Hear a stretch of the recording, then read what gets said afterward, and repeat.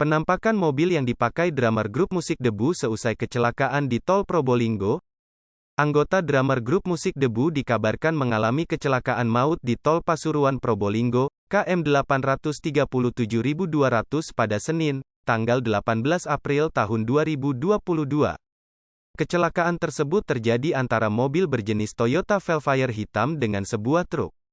Akibat kejadian tersebut, kondisi mobil Toyota Velfire hitam yang dikendarai grup band Debu mengalami ringsek parah. Dikutip dari Tribun Probolinggo, kecelakaan itu terjadi sekitar pukul 0.30 waktu Indonesia Barat. Seusai kecelakaan, kondisi mobil tampak ringsek parah di bagian depan. Akibat peristiwa ini, 2 orang meninggal dunia dan 4 orang lainnya luka-luka. 2 orang yang menjadi korban meninggal dalam kecelakaan tersebut merupakan warga negara asing, WNA, asal Malaysia. Kedua korban berinisial F, 31, warga Kuala Lumpur dan AA, 30, warga Selangor. Kanit PJR Jatim 4 Tol Paspro, Ibtu Sudirman membenarkan adanya peristiwa tersebut. Benar, 2 korban meninggal dunia merupakan warga Malaysia, katanya.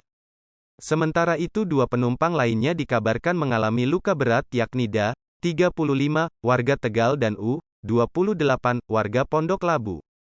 Sopir dan 1 penumpang lainnya mengalami luka ringan. Salah satu korban diketahui merupakan drummer dari grup musik Debu. Informasi sementara, seorang korban luka berat adalah drummer dari grup musik Debu, kata Sudirman.